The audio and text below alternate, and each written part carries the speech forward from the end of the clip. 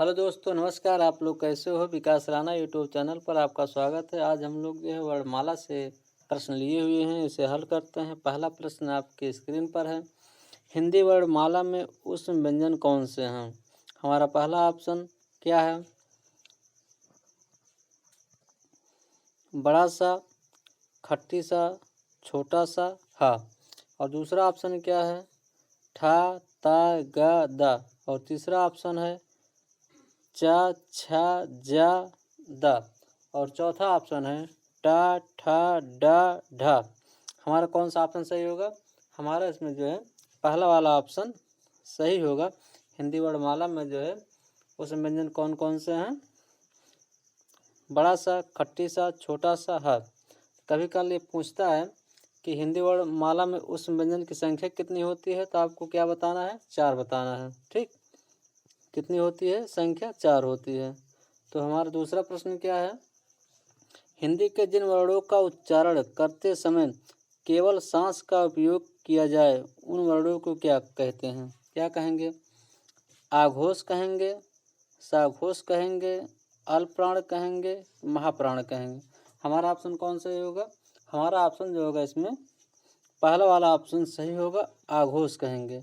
हिंदी के जिन वर्णों का उच्चारण करते समय केवल सांस का उपयोग किया जाए तो उसे हम क्या कहेंगे? आघोष कहेंगे। ठीक, अगला प्रश्न क्या है? या, रा, ला, वा व्यंजन को क्या कहते हैं? पहला ऑप्शन है स्पर्श व्यंजन, दूसरा ऑप्शन है अंतस्थ व्यंजन, तीसरा ऑप्शन है उष्म व्यंजन और चौथा ऑप्शन है उपयुक्त में से कोई नहीं। हमारा कौन सा ऑप्शन सही होगा? हमारा ऑप्शन जो होगा इसमें दूसरा वाला ऑप्शन सही होगा। या, रा, ला, वा क्या है? अंतस्थ व्यंजन है। इनकी संख्या कितनी है? 4 है। कभी कभी ये भी प्रश्न पूछता है, इनकी संख्या बताइए। ठीक, अगला प्रश्न है निम्न में ओष्ठ ध्वनि है। कौन सी ध्वनि है जो ओंठ से जो है आवाज़ निकलती है? ठीक है, तो पहला ऑप्शन ला है, दूसरा है रा है, तीसरा है सा है और चौथा है फा है। तो प्रश्न में पूछा है कि ओष्ठ ध्वनि कौन सी है? तो ओष्ठ ध्वनि हमारा कौन सा है? चौथा वाला ऑप्शन सही होगा, फा। देखिए पा, फा, ये क्या है? ओंठ से जो है आवाज़ें निकल रही हैं। ठीक, अगला प्रश्न हमारा क्या है? ओवेल को हिंदी में क्या कहते हैं?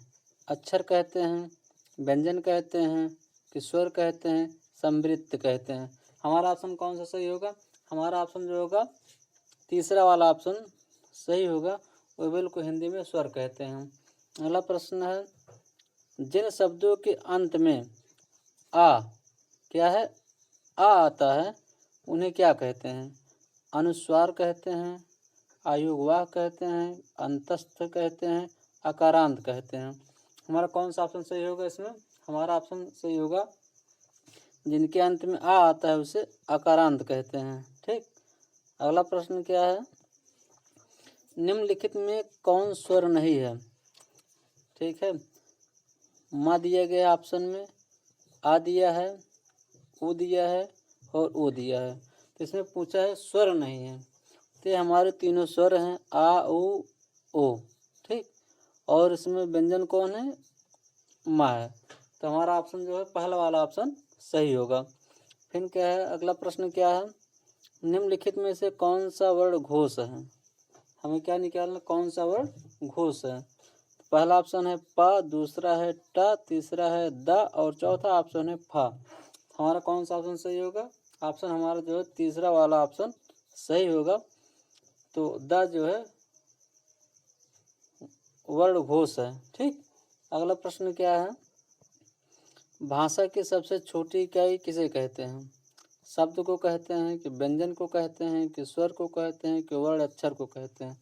हमारा ऑप्शन जो होगा इसमें से 9 का चौथा वाला ऑप्शन सही होगा। भाषा की सबसे छोटी इकाई को वर्ण कहते हैं। फिर अगला प्रश्न है वर्णमाला किसे कहते हैं? पहला ऑप्शन है शब्द समूह को, दूसरा है वर्ण समूह को, तीसरा है शब्द गणना को और चौथा ऑप्शन है व्यवस्थित वर्ण समूह को।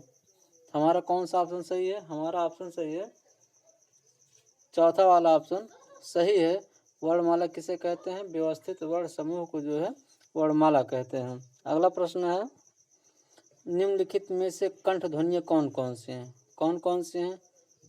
ऑप्शन में पहला दिया है का खा, ऑप्शन दूसरा है या रा, और ऑप्शन तीसरा है चा जा, और चौथा ऑप्शन है टा ड़ा।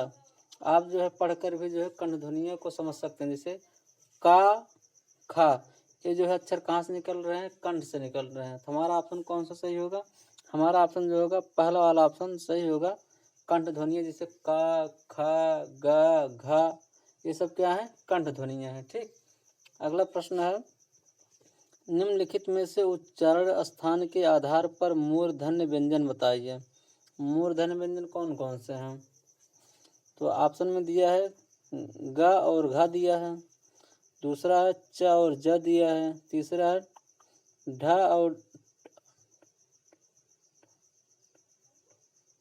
और ढ दिया है, और चौथा ऑप्शन है पा और फा दिया है। ठीक, हमारा कौन सा ऑप्शन सही होगा? हमारा ऑप्शन जो होगा मूर्धन्य कहाँ से निकलता है? देखिए ट ठ ड ढ, ये क्या है? मूर्धन्य है। तो हमारा ऑप्शन जो होगा तीसरा वाला ऑप्शन सही होगा। अगला प्रश्न है, निम्नलिखित में से अल्पप्राण वर्ण कौन से हैं? पहला ऑप्शन है छोटा दिया है, बड़ा दिया है, और दूसरा ऑप्शन है का और गा दिया है, तीसरा है थ और द दिया है, और चौथा ऑप्शन है फ और भा दिया है। तो अल्पप्राण मतलब बहुत ही जल्दी से जो आवाज़ निकले अल्पप्राण कहते हैं। देखिए कैसे, जैसे का खा, ग घ, का कहने में बहुत जल्दी, बहुत कम समय लग रहा है, और ख कहने में टाइम ज़्यादा लग रहा है। जैसे का खा, ग घा को कहने में समय ज़्यादा लग रहा है। तो अल्पप्राण मतलब किसमें कम समय लग रहा है। तो का और ग, हमारा ऑप्शन जो है दूसरा वाला सही होगा। यही जो है अल्पप्राण है। ठीक, का खा हमारा जो है महाप्राण हो जाएगा, ग अल्पप्राण है। अगला प्रश्न क्या है, निम्नलिखित में से नवीन विकसित ध्वनियाँ कौन सी हैं? नवीन विकसित ध्वनियाँ कौन कौन सी हैं? हमारा जो है इसमें कौन सा ऑप्शन सही होगा? इसमें दिया है पहला खा गा दिया है, दूसरा है ऊ बड़ा ऊ दिया है, तीसरा ऑप्शन है ए औ दिया है, और चौथा ऑप्शन है बड़ा सा और छोटा सा दिया है। तो हमारा ऑप्शन सही होगा इसमें पहला वाला ऑप्शन सही होगा। निम्नलिखित में से नवीन विकसित ध्वनियाँ कौन सी हैं? ख और ग हैं। अगला प्रश्न है, निम्नलिखित में से कौन सा घोष वर्ण है? कौन सा घोष वर्ण है? खा है कि चा है कि माँ है कि छा है? हमारा ऑप्शन सही होगा इसमें तीसरा वाला ऑप्शन सही होगा, माँ जो है घोष वर्ण है। अगला प्रश्न है, निम्नलिखित में से एक वर्ण व्यंजन नहीं है। पहला ऑप्शन ऊ दिया है, दूसरा ऑप्शन है ड़ा दिया है, और तीसरा ऑप्शन है फा दिया है, और चौथा ऑप्शन है घा दिया है। तो इसमें प्रश्न पूछा है कि निम्नलिखित में से एक वर्ण व्यंजन नहीं है। कौन सा सही होगा ऑप्शन? इसमें पहला वाला ऑप्शन सही होगा। ठीक, अगला प्रश्न क्या है, निम्नलिखित में से कौन सी ध्वनियाँ ओष्ठ नहीं है?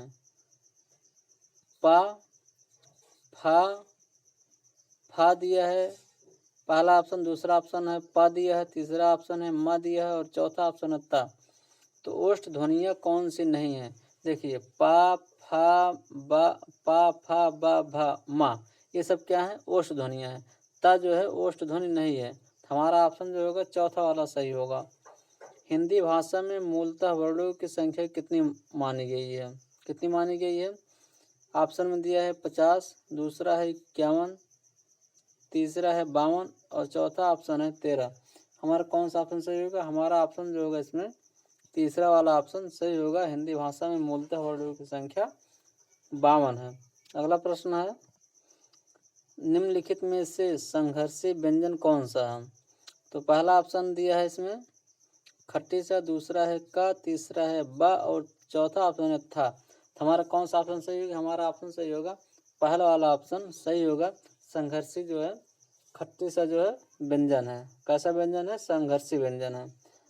अगला प्रश्न है, ए वर्ण क्या कहलाते हैं? नासिक कहलाते हैं, मूर्धन्य कहलाते हैं, ओष्ठ कहलाते हैं, कंठताल कहलाते हैं? हमारा ऑप्शन कौन सा सही होगा? हमारा ऑप्शन सही होगा इसमें चौथा वाला ऑप्शन सही होगा। ए ऐ वर्ण क्या कहलाते हैं? कंठ ताल कहलाते हैं, जो दोनों के सहयोग से निकलता है, कंठ और ताल के, जैसे ए ऐ। तो हमारा ऑप्शन चौथा वाला ऑप्शन सही होगा। हमारे चैनल को आप लोग सब्सक्राइब करिए, कमेंट करिए, शेयर करिए। जय हिंद।